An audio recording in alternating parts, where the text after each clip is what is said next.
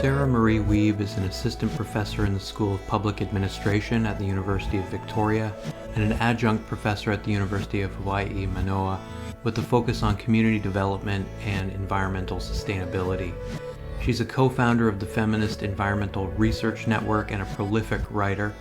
Her books include Everyday Exposure, Indigenous Mobilization and Environmental Justice in Canada's Chemical Valley, Biopolitical Disaster, Creating Spaces of Engagement, Policy Justice, and the Practical Craft of Deliberative Democracy, Life Against States of Emergency, and very soon the book Hot Mess, Becoming a Mother During a Code Red Climate Emergency, which is set to come out from Fernwood Press in the near future.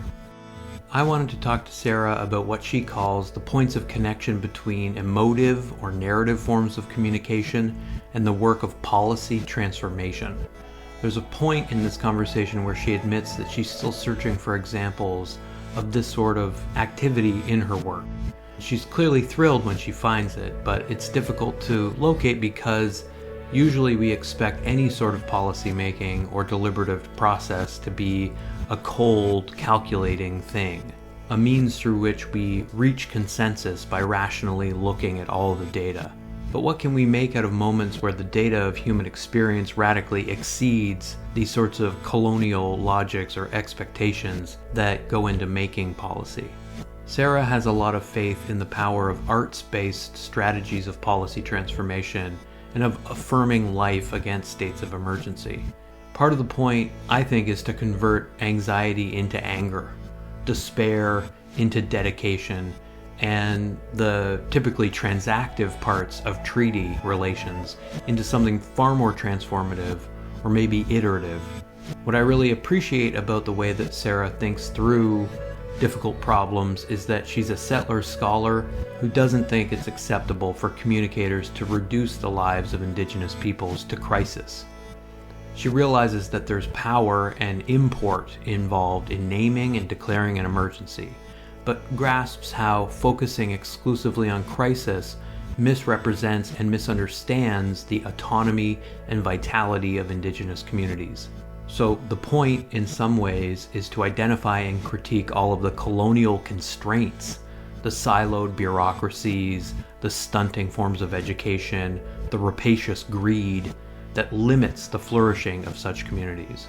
She describes this conundrum in terms of the paradox of emergency, or the paradox of locating democracy and democratic values in the context of emergency.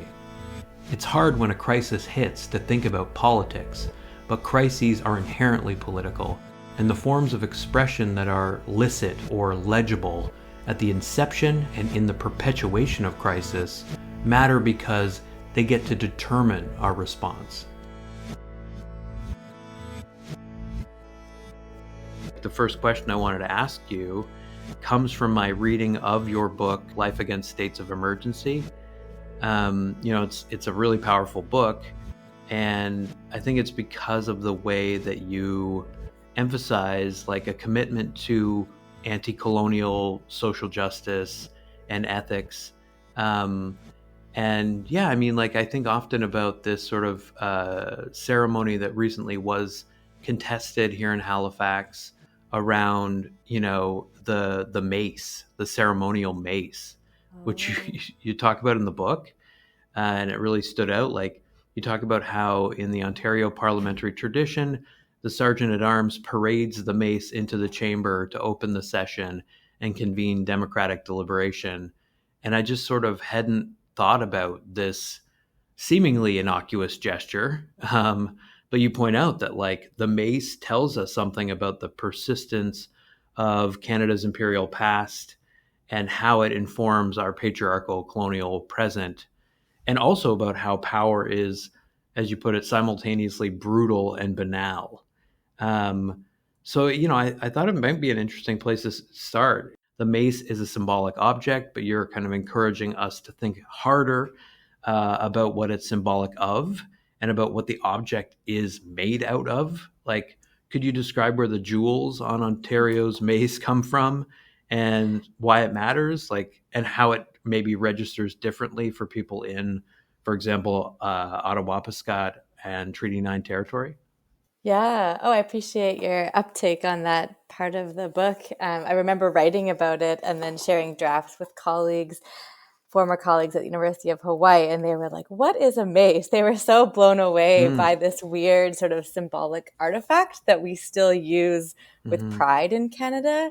And I think it's that pride that I really want to problematize in terms of this sort of glorification of something that might seem so simple, like the mace is this traditional artifact that we use from the British parliamentary system, and it's paraded into every legislative assembly across Canada to open the democratic session for a debate, and it's supposed to symbolize democracy and collegiality, but it is this weapon, this medieval weapon that was used to bludgeon one's enemy. And what makes it even further troubling in the context of the Ontario Assembly at Queen's Park is the enthusiasm with it, in which this artifact is kind of portrayed. So there's this foyer at Queen's Park where you can go and look at the mace when Parliament's not in session, and there's some information about it, which includes that some of the diamonds were mined in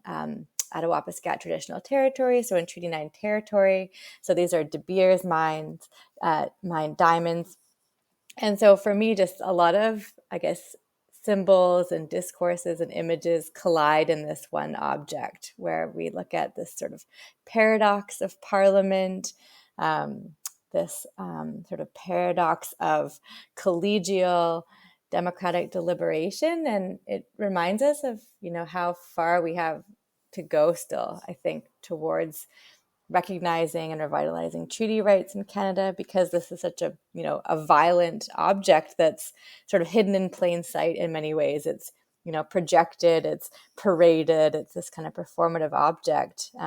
But underneath these sort of sparkling diamonds, there is a lot of violence there in terms of the extraction of these resources, often without a lot of genuine consent. And I say that because I know that these agreements, like impact benefit agreements, are often negotiated, privately. But again and again, Attawapiskat has tried to reopen their impact benefit agreement with De Beers. And of course, the mine is closed now. The mine is closed, but there's a lot of examples of the community trying to reopen that conversation, and just the challenges that they faced really bring into focus Canada's continuous struggle over resources, and that kind of lack of recognition of Indigenous rights and treaties, and these ongoing struggles. Yeah, and you provide up to date information in the book about how like De Beers plans to repurpose it as a dump site, but it remains, you say, Treaty 9 territory remains a site of contestation in connection with proposed large scale mining, most notably via, of course, Ring of Fire mining and proposed development. So it's like it's all kind of it comes out of a close reading in a way of like the history of this object, and all of the events that it kind of summons and obscures. And yeah, so there's a lot going on in the book, and I wanted to kind of highlight another, I think, really moving passage where you talk about finishing the book while pregnant and while confronting like the spread of uncontrolled wildfires throughout the U.S. and British Columbia. You ask yourself and the reader the questions: what does it mean to bring a new being into such a turbulent world? And what kind of radically alternative conceivable futures would be possible and just for your first child, and for future generations, more broadly speaking? You also ask like a very heartfelt, but I think kind of pained question later on in the book: how do we nurture playfulness, joy, and humor in the face of emergencies? Um, I wonder if these are questions that you still ask yourself in your work and your life, given that, at this point, over 12 million hectares, 12 million hectares of land have been incinerated this year in so called Canada. And it feels as though we are now at the point of cascading climate impacts that are going to be unstoppable without radically alternative futures coming into being. How are you coping? How are you still nurturing playfulness and joy? And like, do you engage with this reality when you talk to your children, for example? Yeah, there's so much in there. And the conclusion or afterward to Life Against States of Emergency definitely is something that I've been thinking about a lot in the wake of these kind of layered crises. When I was finishing up the writing, I had just suddenly relocated from the US back to Canada. There was a global pandemic. Then there was the heat dome in 2021. And then I was pregnant with my first child. So I was definitely thinking about and feeling in a really embodied, visceral way these layered crises all happening at the same time. And one thing I wanted to add as well is that, I mentioned De Beers earlier, but then also the next, I think, large contentious issue around kind of extraction and natural resource conflict and management in the North will be around the Ring of Fire, and looking at kind of the extraction of elements and minerals for things like electric vehicles, for instance. I think that will be a really important area to watch moving forward, and how that plays out in terms of these struggles and respect for Indigenous treaty relations. But certainly all of this does influence my current thinking and writing. And actually, I'm working on a book that I started when I was on maternity leave, and I had a difficult pregnancy, a difficult birth, but a pretty good kid who slept really well. So that meant I had long nap time to at least put down a few thoughts. And I'm kind of like that as a writer. I often write through pain to process the world. And so the book I'm writing now is called Hot Mess: Becoming a Mother During a Code Red Climate Emergency. And I'll be taking up a few of these themes. But I really appreciate what you mentioned before about the joy and the community and how we kind of come together during these times of crisis. So I started writing that book, and then I was approached actually by local planners here in the city of Victoria, so within the Capital Regional District, to take on a project about extreme heat exposure. So that's been the main project that I've been working on really locally here to right where I live. And so we set that up trying to communicate with some of the more vulnerable groups to extreme heat. So seniors, pregnant women, newcomers, for instance. And I was actually just reviewing some of our conversations with those groups before the call. And what came up for many of the women in particular who were talking about being pregnant or nursing during the heat dome was just how there was this layering of crises. So that there's this feeling of, insecurity and nervousness around becoming a new parent, but then also the stress of, this lack of communication or information about, what to do during a heat dome.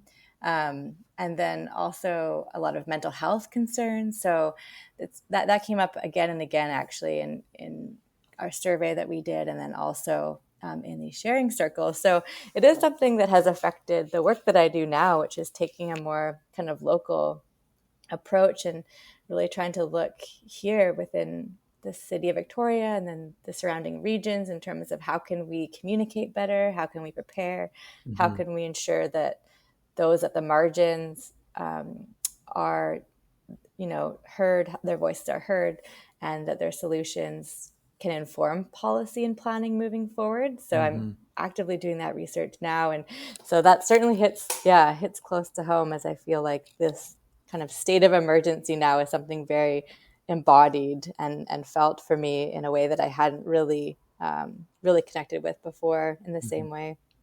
Yeah, it's like it really is an overwhelmingly big, I think, question, like and one that straddles all different sorts of kind of, ways of being in schools of thought. Like, how do you, like the question you asked, like, how do you decide to bring a new being into this world? Like, I don't think it's, it was perhaps never a thing that people did sort of without some degree of ambivalence, I guess, but especially in a world like this one, right, where the future is so uncertain. Yeah, it feels incredibly timely to be engaging with these questions, and just a lot. It sounds like a lot. Um, but there is like a ton of anxiety, I think, right now, especially around the disastrous effects of wildfires that is, constantly, bombarding us. If you're not seeing it directly, you're seeing it mediated. And it also emerges in your book, Biopolitical Disaster, which you co-edited with Jennifer Lawrence. The book starts with a description of, as you put it, the climate change fueled megafires in Fort McMurray in 2016 and the displacement of 80,000 climate refugees from the oil sands city.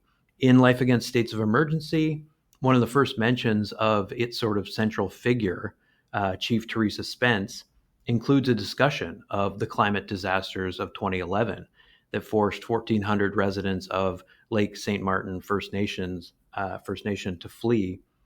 That was a flood. We just had unprecedented flooding in Nova Scotia here, 3 months of rain over the course of 24 hours. People died. And, in the wake of these kinds of disasters, there's a choice. The choice is between, I think, business as usual and forgetting, despair, or mobilization. And you talk about how, in the wake of that displacement, Spence started her mobilization.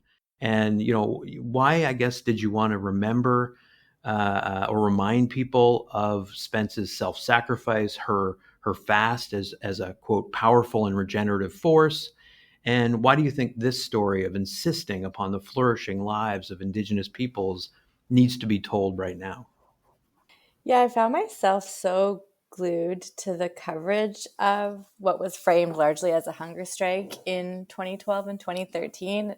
And I just couldn't peel away. And I was so troubled by a lot of that coverage, most of the kind of Western kind of mainstream media coverage, which was really disparaging and highlighted, these horrible quotes from different public officials talking about how, she didn't look like she was in a hunger strike. It was pretty terrible. And then also there was at the time this debate around accountability and financial management, and I just really noticed how Canadians, kind of broadly speaking, were sidestepping the core concern that Teresa Spence kept calling attention to over and over again, which is, what does it mean to be in a treaty relationship today? And I thought to myself, I don't really have the answer to that, but I'm curious to learn more. And so it started from that place of learning and thinking, if I myself, as a pretty educated person, don't have a clear understanding of what it means to be in a treaty relation, then there might be some value in writing a book like this that could hopefully be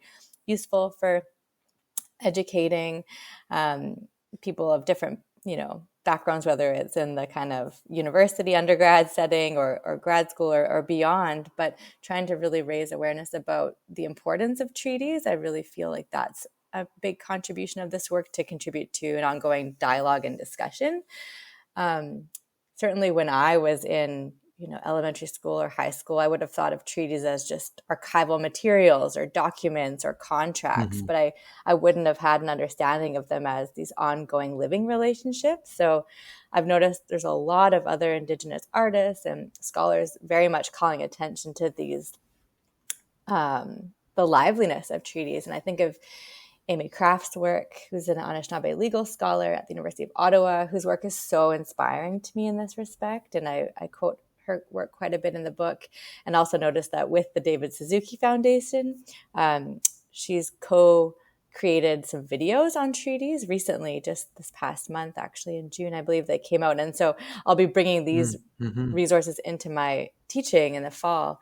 And I know here in British Columbia, it's interesting to reflect on treaties too, because treaties are constantly being renegotiated, and some colleagues from Indigenous governance who I've spoken with, who have worked in the treaty context in British Columbia, are very skeptical of the treaty process. And I think that's because it often comes from the kind of colonial Western mindset. Mm-hmm. And so there's still a lot of improvements to be made in terms of reframing how we think about treaties as these, ongoing, living, reciprocal relationships with more than human worlds. And I think it's that component, that living part, that a lot of Canadians and settler governments have a hard time kind of enacting. And so I do hope that this work can contribute to that reframing and that revitalizing of treaties, and try to also work towards, building better relationships. I think that's part of it. Relationships with communities, relationships between governments, relationships between researchers, relationships with the environment, broadly speaking. I think that's also really at the core of this work too. And like clearly you were changed by your relationship with Teresa Spence herself. Like you note that you were inspired to write and share her story with her permission. But what you say is that it was really her calling you to action that got things moving, like got you thinking about building relationships that could sort of form enough momentum to contribute to this larger effort of calling into question, as you write, the state's hierarchical, imposed, top-down authority and decision-making. I want to like eventually get to some of the ways you talk about subverting, like I read it as a matter of subverting traditional policymaking processes.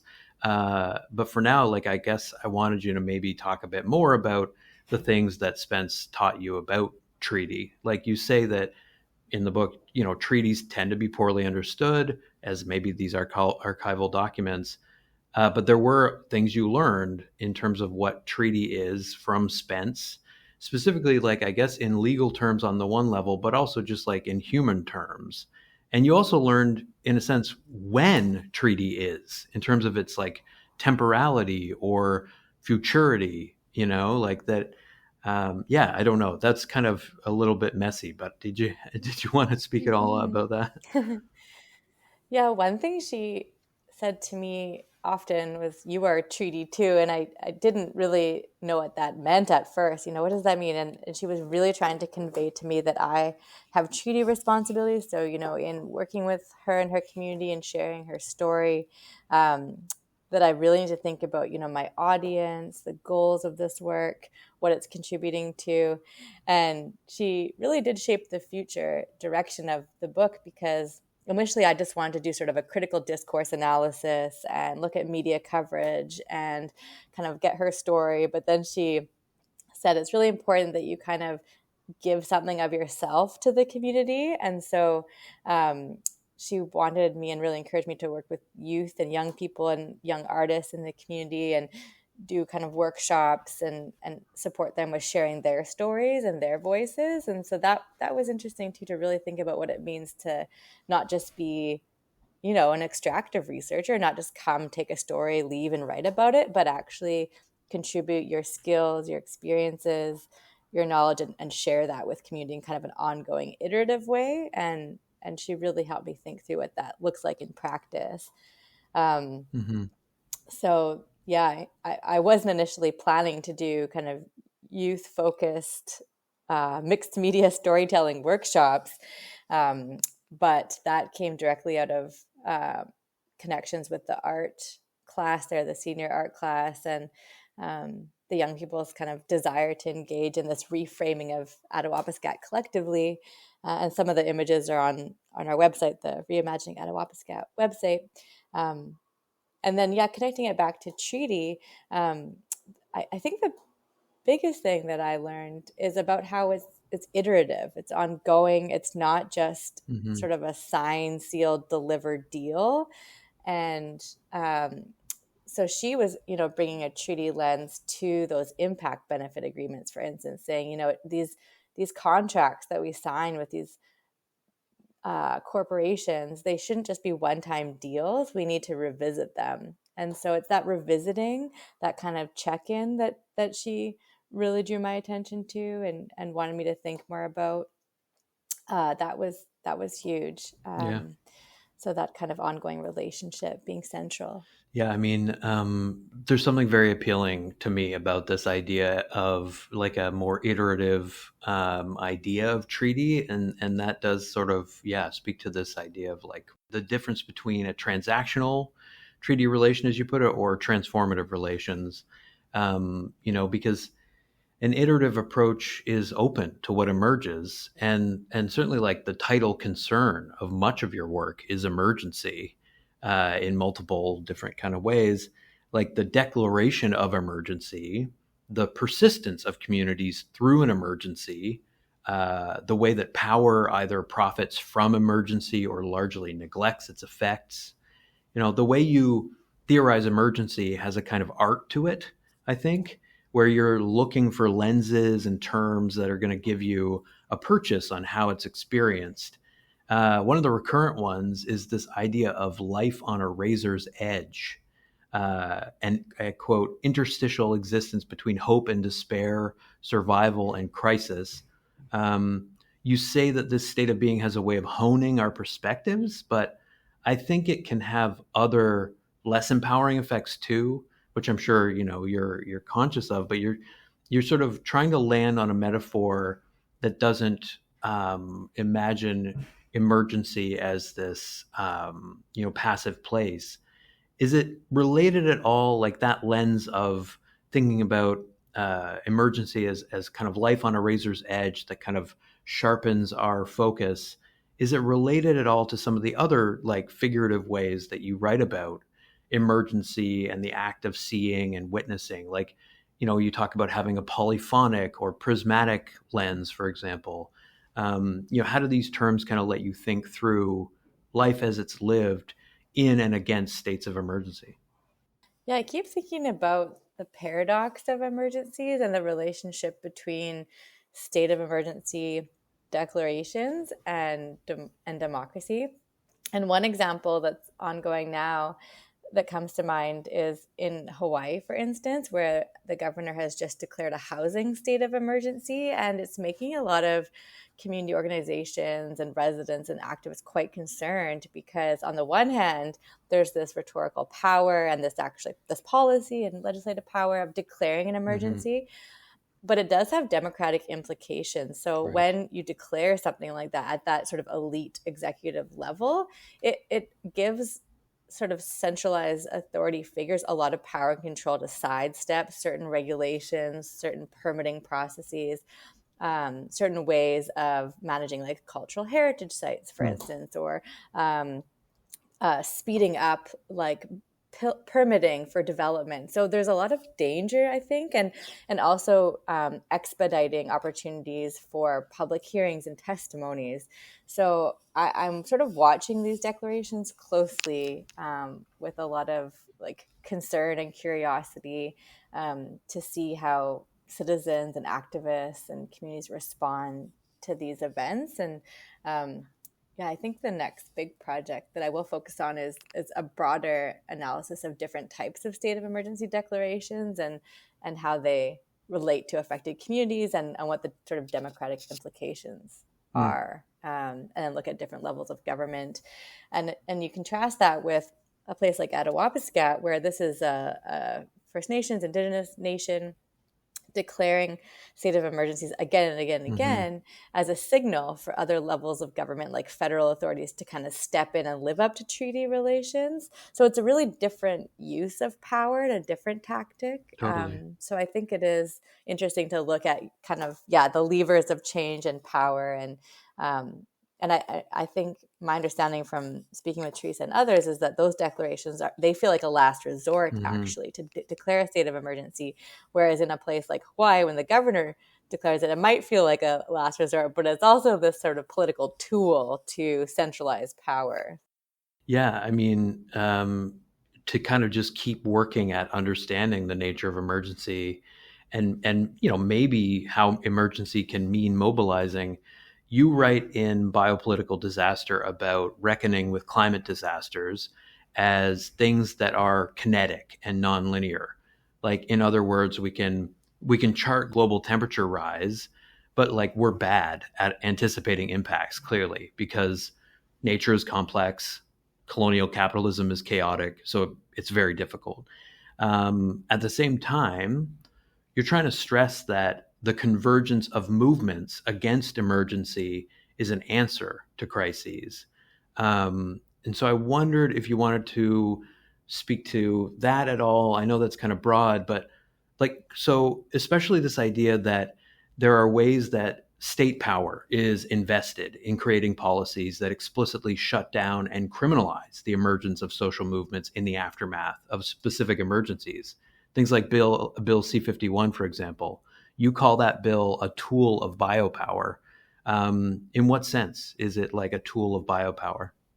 Yeah, there's so much in there in the relationship between these declarations and then kind of the governance and management of certain populations and how control takes shape in these declarations. And interestingly, I presented about this work on campus, and somebody in the audience said, well, I don't really want more democracy during an emergency. I want this sort of executive top-down control because I want the emergency to end. And that's what I think the individual was referring more to, say, something like a wildfire or a flood or a heat dome. We want this kind of centralized, quick, efficient approach.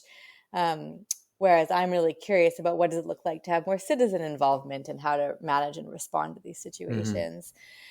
So that's what's particularly interesting to me is that sort of the different expectations that we have during times of emergency, but also how the state does have a lot of power to kind of define what is an emergency, when to call one, for example, and then the kind of series of tools or actions that ensue from that. And when you look at the pattern of when governments respond or they don't respond, I think that's also really interesting too. So, the fact that a place like Attawapiskat is declaring emergency after emergency after emergency is very telling, I think, in biopolitical terms about, whose lives are valued in certain ways. And that's really troubling because these state of emergencies should be signals. And so it begs the question of what does it take to draw attention to certain places? It shouldn't take, getting to the place of a state of emergency for, our political representatives to respond in an informed, sensitive, thoughtful way that respects, relationships and treaty rights. I completely agree. It should not take that. And it's interesting just to kind of think about the rise of movements to confront disasters now in relationship to, as you do, like the Oka crisis, for example, in the early 90s in Canada. In Rehearsals for Living, Leanne Betasamo-Saki Simpson says that the so-called Oka crisis transfixed her mind when she was younger because it felt like the first time that this sort of act of organized Indigenous resistance to settler takeover actually entered the media sphere and became an emergency for the kind of mainstream. And she relates like a feeling of shock at seeing the standoff repeatedly on the news and how it actually felt naive after the fact to be shocked by it. She says that the framing of it as a crisis rather than a standoff or an act of resistance or an uprising or a movement downplayed the extent to which it was that, like it was an uprising. And, it sort of like underscores for her basically the double-edged nature of spectacle in a sense, like the spectacle of emergency or of disaster or of apocalypse. I mean, the climate breakdown feels like we're witnessing the apocalypse for people. So like on the one hand, it creates an opportunity to push. It has to.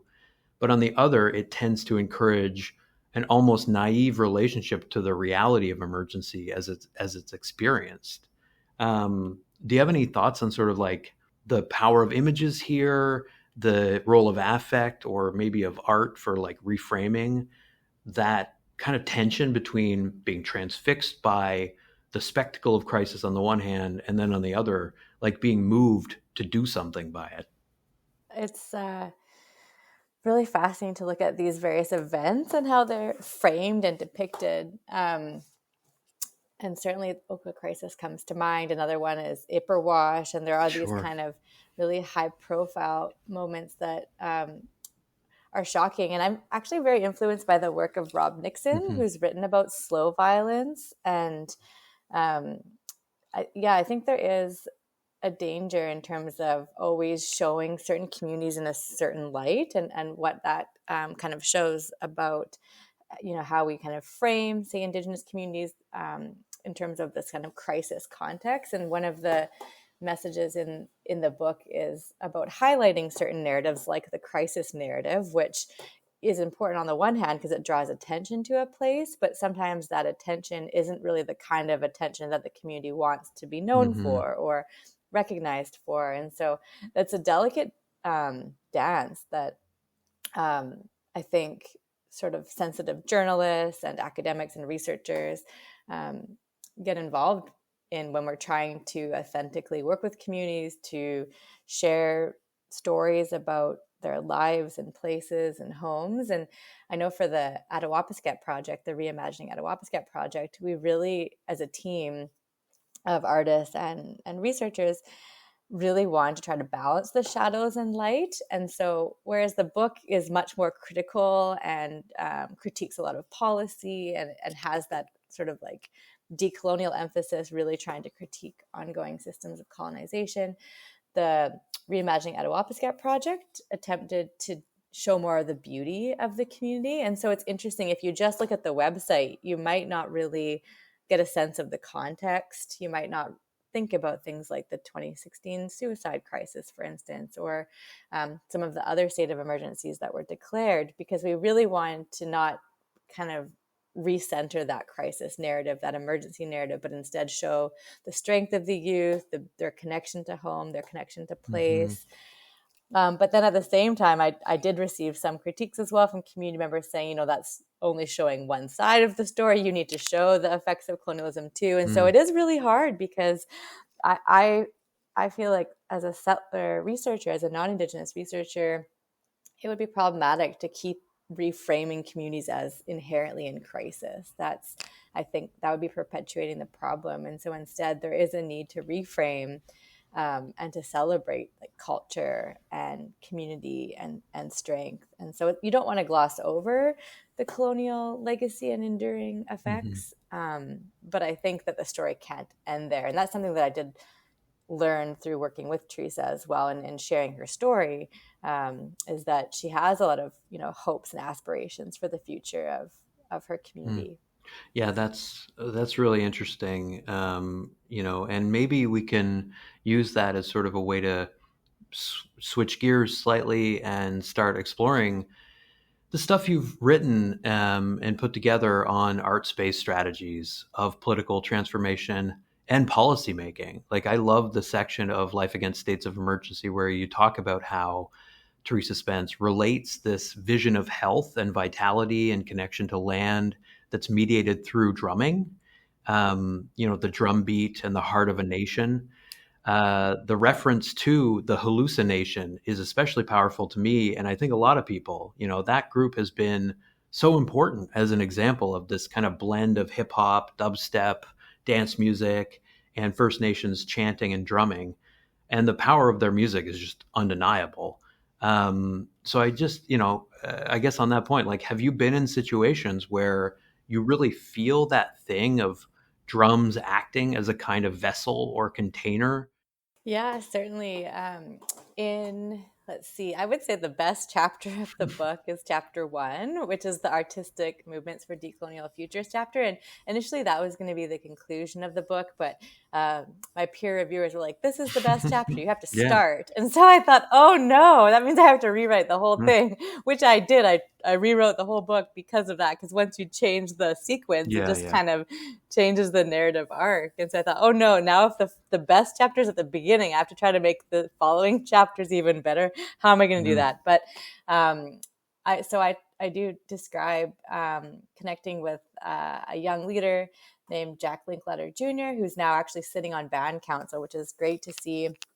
And at the time, he was a student in the art class that I was working with, and we did a drum making exercise, and he was drumming, with us and for us and singing, and it was so moving and stirring. It's something you can like feel in your gut, this pride and connection.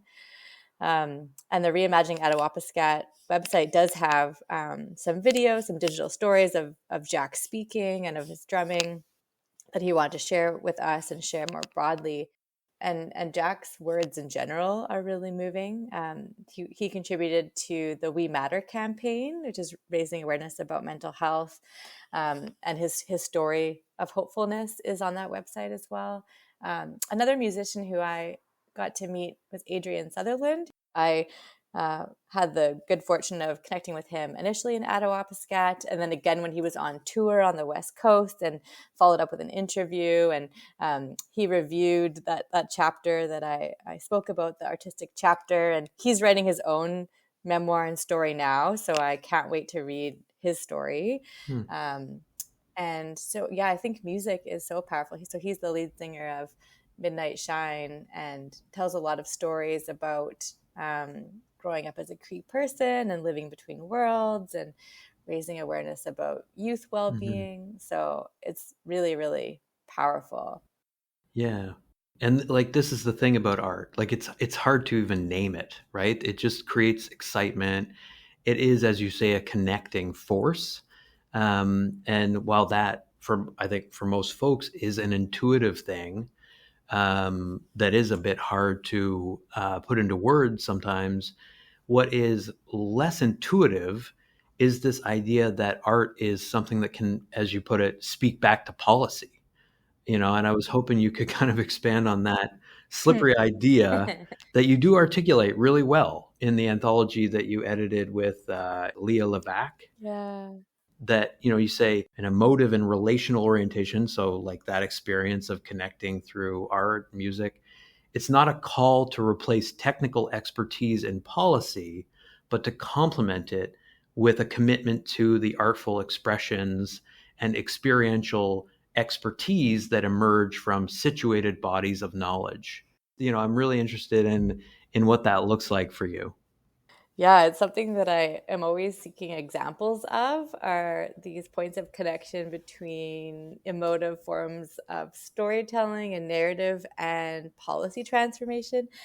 There aren't that many examples, and I can think of a couple, I guess, glimpses into this conversation. And one is, I was asked to do a presentation about my earlier work on pollution in Chemical Valley for policymakers in Toronto and Ontario. And so it was this talk that was advertised across the ministry.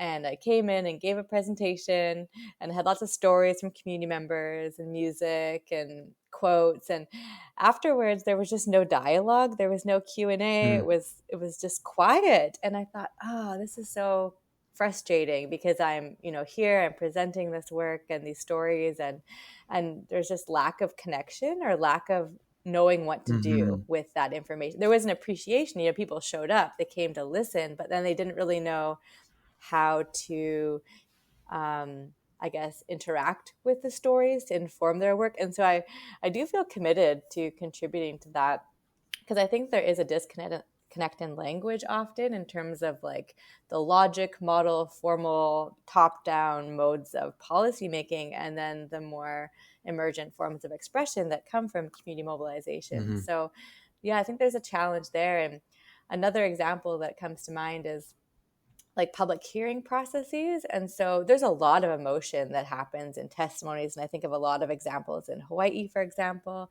but then also with the Kinder Morgan Trans Mountain Pipeline Expansion Project, there were a lot of hearings involved. And I know one of the communities that I worked with, the Say Out Nation, we worked together on a short film. And so they presented that short film as part of their Aboriginal oral evidence. And so that's one kind of example of narrative and stories relating to the public policy process. But at the same time, it's not really deliberative, because there's not really conversation. The evidence presented and there's note takers listening, and then they leave.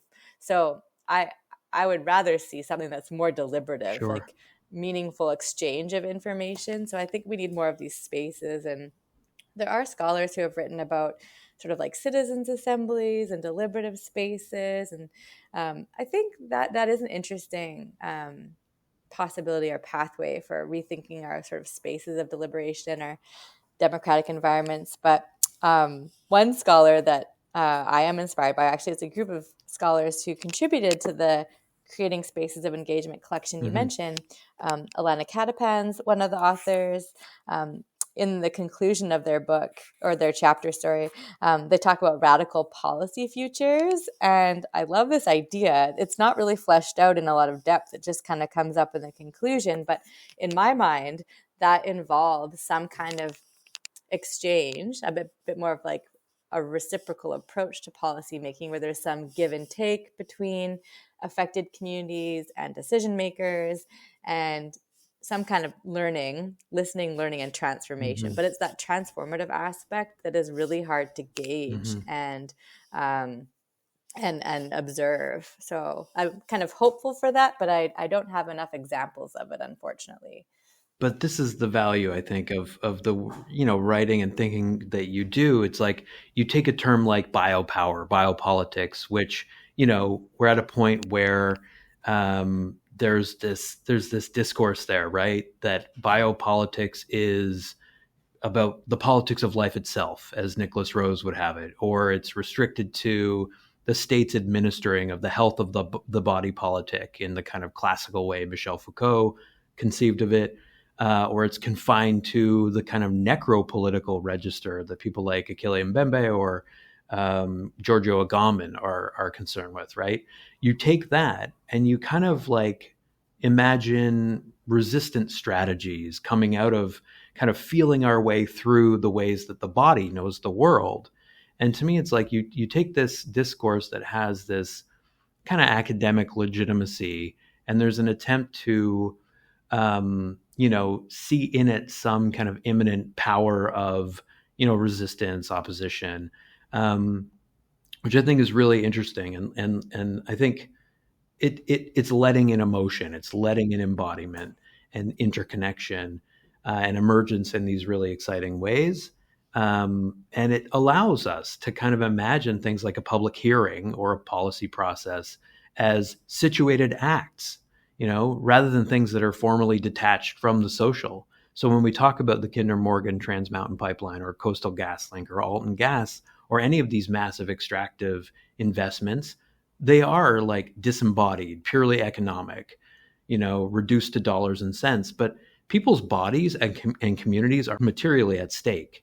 It's, how do we think it's possible to sort of remind people of the physical, emotive, relational nature of, something like a process of consultation and deliberation or ensuring like that sort of in good faith kind of, prior informed consent around these processes. Like it's so hard, it feels to me, to move past these like purely, as you say, kind of logic-based or rational discourses. But, I guess to kind of make it more concrete, like you clearly feel that relying on ideas like social license, for example, it's just amorphous. It doesn't like get us anywhere. It's just not cutting it to describe what, the conflictual spaces where these decisions are being made.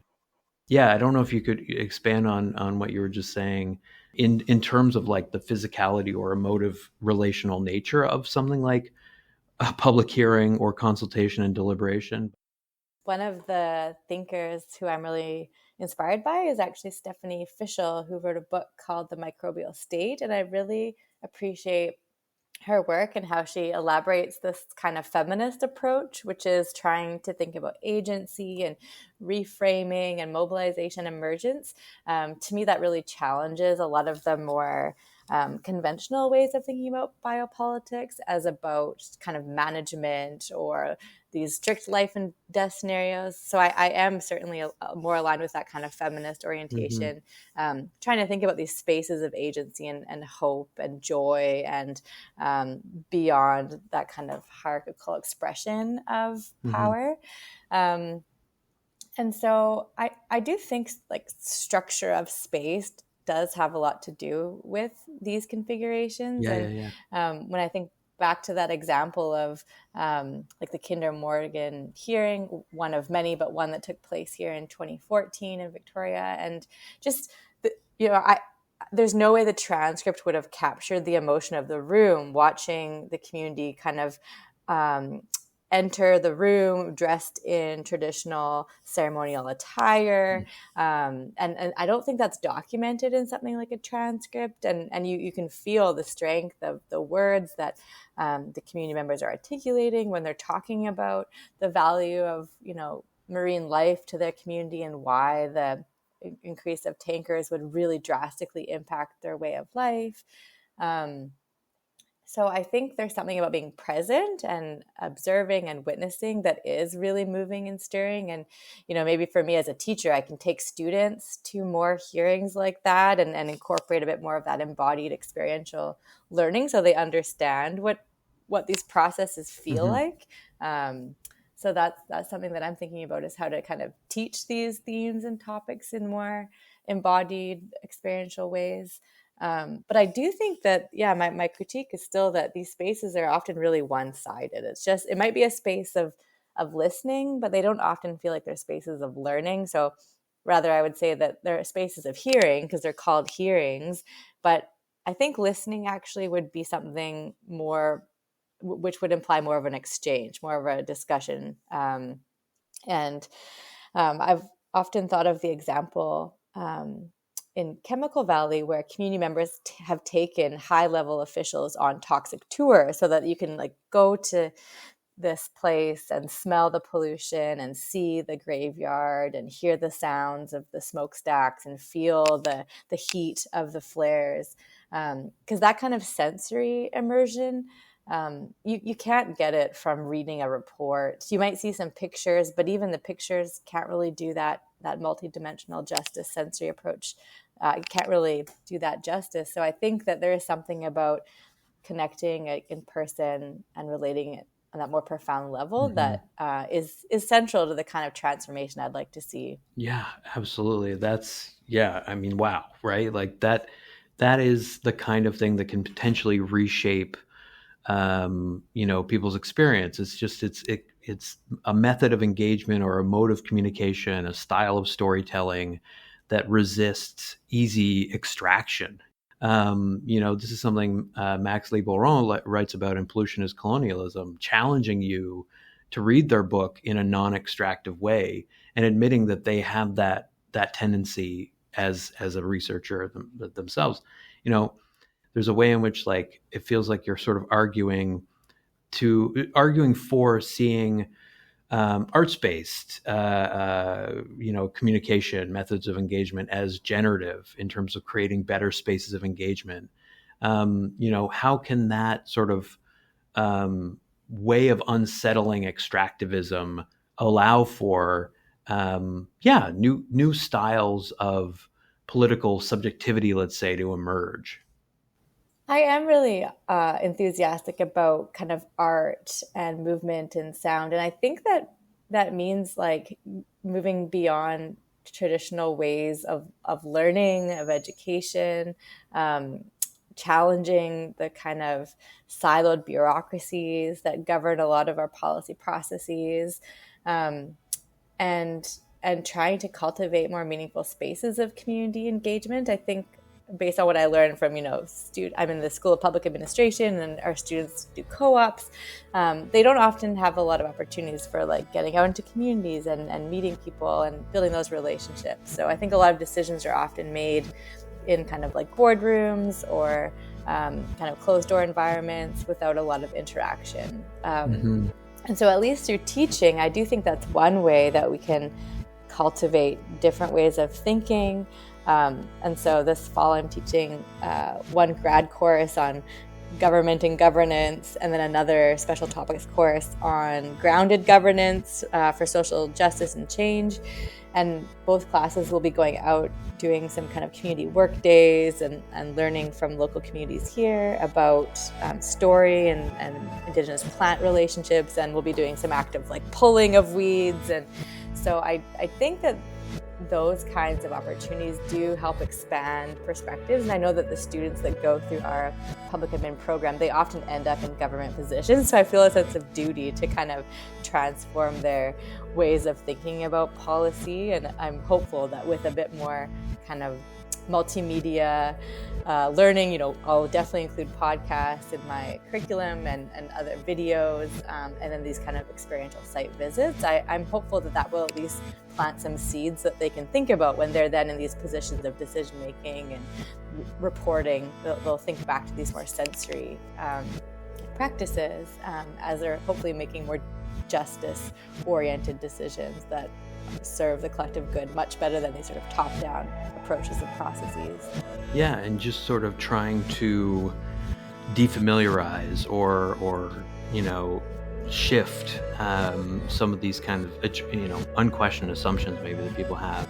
And like, you know, I love the Edward Said quote that you used at the end of your essay in Biopolitical Disaster, where, you know, he says the more difficult path to consider that stability as a state of emergency threatening the less fortunate with the danger of extinction, right? That stability, the continuation of normalcy, is a worst case scenario for, you know, huge parts of you know, the world, right? Like and not even just the human world, right? The non-human world is in many ways especially, right? Where it is the end of the world for many species. You know, trying to take that into account, you know, doesn't have to, as Mariame Kaba puts it, lead us to despair. It can let us radicalize whole communities. So I think like that's really inspiring, you know, and some of the things that you've been talking about, I find really encouraging. So I appreciate you making the time. Yeah, thanks so much for reading so closely and thoughtfully. It's such a pleasure to chat with you about all of these layered, vital, pressing, emergent topics.